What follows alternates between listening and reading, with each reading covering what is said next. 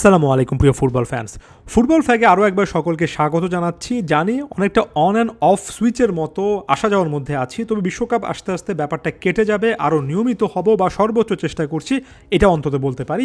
বিশ্বকাপের আমেজটা অন্তত আমি যেখানে আছি সেখান থেকে খুব কাছাকাছিভাবে বোঝা যাচ্ছে। একটু পরে সেই টপিকটাতে আসবো। নিঃসন্দেহে বলতে পারি আপনারা নিশ্চয়ই উপভোগ করছেন। এই মুহূর্তটা আস্তে আস্তে যত সামনে এগোবে তত বেশি এক্সাইটমেন্ট বাড়বে। ফিনালিসিমাকে দিয়ে আলোচনাটা শুরু করে আপনারা নিশ্চয়ই জানেন যে আর্জেন্টিনা বনাম স্পেনের মধ্যকার বহুল প্রতীক্ষিত, যেটার জন্য আমরা দিনের পর দিন অপেক্ষা করছি, সেই ম্যাচের অফিসিয়াল টাইমলাইনটা চলে এসেছে, যেটা মার্চের 27 তারিখ কাতারের সে বিখ্যাত লুসাইল স্টেডিয়ামে অনুষ্ঠিত হবে। বাংলাদেশ টাইম অনুযায়ী হয়তোবা মার্চ 28 1 AM, যদি আমি ভুল করে না থাকি। তবে এই মুহূর্তে সবচেয়ে আনন্দের যে ব্যাপারটা সেটা হচ্ছে বিশ্বকাপের আগে আরও একটা অলিখিত ফাইনালের মতো একটা ম্যাচ কিন্তু আমরা দেখব। এটাকে ফাইনাল এই কারণে বলা যায় যে কনমেবল অঞ্চল থেকে কনমেবলের চ্যাম্পিয়ন লাতিন আমেরিকার কোপা আমেরিকা জয়ী দল আর্জেন্টিনা এবং অন্যদিকে বর্তমান ইউরো চ্যাম্পিয়ন স্পেন যখন আন্তঃমহাদেশে একটা টুর্নামেন্ট খেলবে, সেটা একটা ম্যাচের অলিখিত একটা ফাইনাল। তারপরেও যদি কোনো সংশয় থাকে, দিবু মার্টিনেজ রীতিমতো একটা বার্তা দিয়ে রেখেছেন। আর্জেন্টাইন সুপারস্টার গোলকিপার স্পষ্টভাবে বলেছেন তাদের কাছে বিশ্বকাপের আগে আরও একটা বিশ্বকাপের ফাইনালের মতো এটা হবে, অনেকটা ড্রেস রিহার্সাল টাইপের, এবং তিনি যথেষ্ট পরিমাণ ট্রেনিংয়ের মাধ্যমে আর্জেন্টিনা অনেক সিরিয়াসলি ম্যাচটাকে নেবে এমন একটা বার্তা দিয়ে রেখেছেন। অর্থাৎ এখানে দিবু মার্টিনেজ খুব একটা বেশি রাগঢাক করেননি, গোপনীয়তার দিকে যাননি, একেবারে একটা ফাইনালের মতো ব্যাপারটা দেখছেন। এই টুর্নামেন্টটা বা এই একটা সিঙ্গেল ম্যাচের ট্রফিটা আর্জেন্টিনার জন্য অনেক বেশি করে ভাইটাল হবে, কারণ একটা মোরাল বুস্টার হতে পারে স্পেনের মতো একটা দলকে যদি আর্জেন্টিনা এখানে হারাতে পারে। একই সঙ্গে এই ম্যাচটার আগে সম্ভবত সেনেগাল বা এমন কোনো একটা দলের বিপক্ষে আর্জেন্টিনা আরও একটা ম্যাচ খেলতে পারে। অর্থাৎ এই মার্চ উইন্ডোতে বিশ্বকাপের আগে আর্জেন্টিনার দুটো ম্যাচ থাকবে, আরও বেশ কয়েকটা প্রস্তুতি ম্যাচ আগে পরে থাকতে পারে।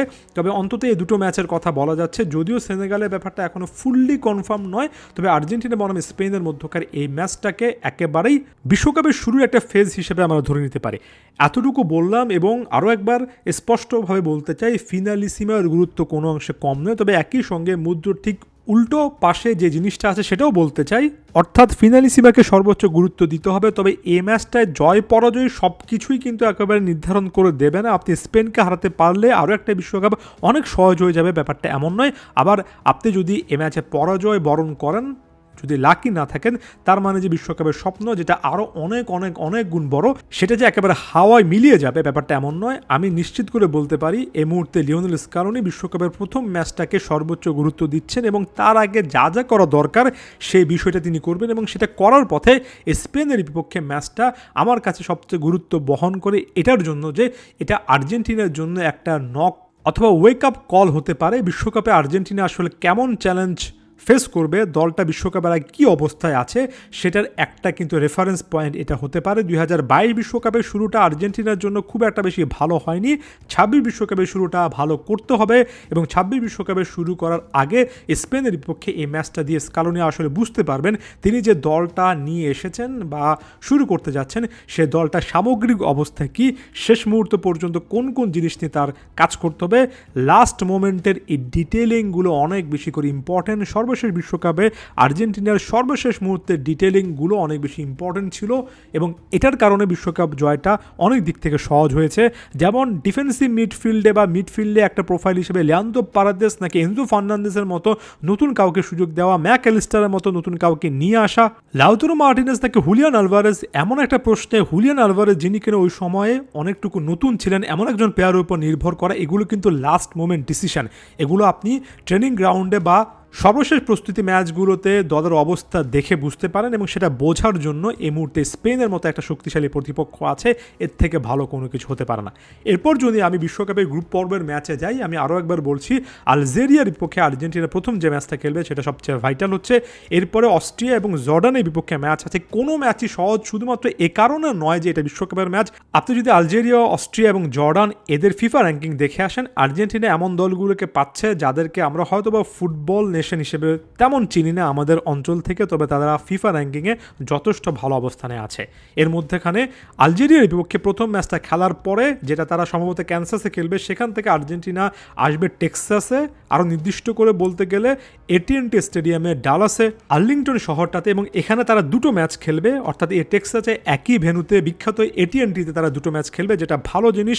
এই সময়টাতে এসে খুব একটা বেশি রাশ অথবা ট্রাভেল যে করতে হচ্ছে না, এটাকে পজিটিভলি নিচ্ছি। এবং এখানে পার্সোনাল নোটে বলে দিতে চাই, অস্ট্রিয়া এবং জর্ডানের বিপক্ষে যে দুটো ম্যাচ রয়েছে টেক্সাসের আর্লিংটনের এটিএনটি স্টেডিয়াম, এটা কিন্তু আমার বাসা বা ভার্সিটি থেকে মাত্র 1.5 মাইল দূরত্বের মধ্যে, অর্থাৎ ওয়াকিং ডিস্টেন্স।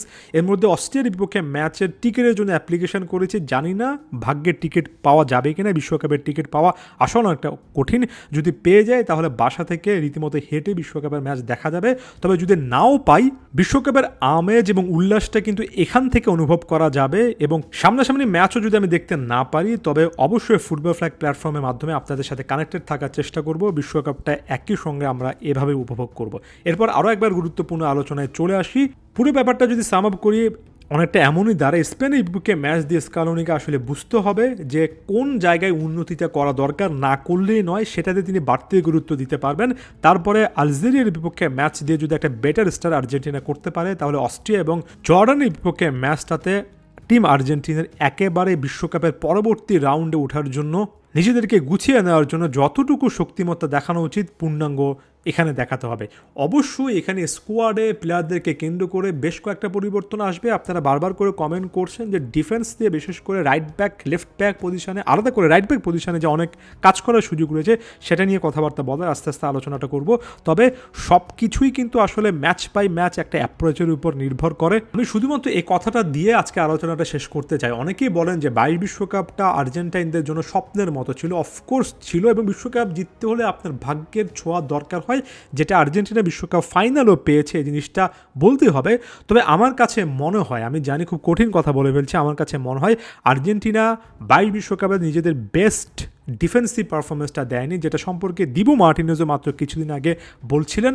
22 বিশ্বকাপের অনেকাংশ জুড়ে লিওনেল মেসি এবং এমিলিয়ানো মার্টিনেজের বারবার নিজেদেরকে এমনভাবে প্রমাণ করা, খাদের কিনারা থেকে দলকে টেনে তুলে আনা, এই ব্যাপারগুলো ছিল। 26 বিশ্বকাপে এসে defensively far far far better একটা পারফরমেন্স দিতে হবে। 26 বিশ্বকাপে এসে একজনের উপর অতিমাত্রায় নির্ভর না থেকে টিম পারফরমেন্সটা আরও বেটার করতে হবে। এবার চ্যালেঞ্জটা কিন্তু আরও অনেক বেশি থাকলো, এবং যখন চ্যালেঞ্জ অনেক বেশি থাকে তখন আর্জেন্টিনাকে নিয়ে কথা বলতে আসলে আরও একটু বেশি ভালো লাগে। সামনে আরও অনেক ভিডিও আসবে, অবশ্যই ফ্ল্যাগের সাথে থাকবেন। ধন্যবাদ সবাইকে।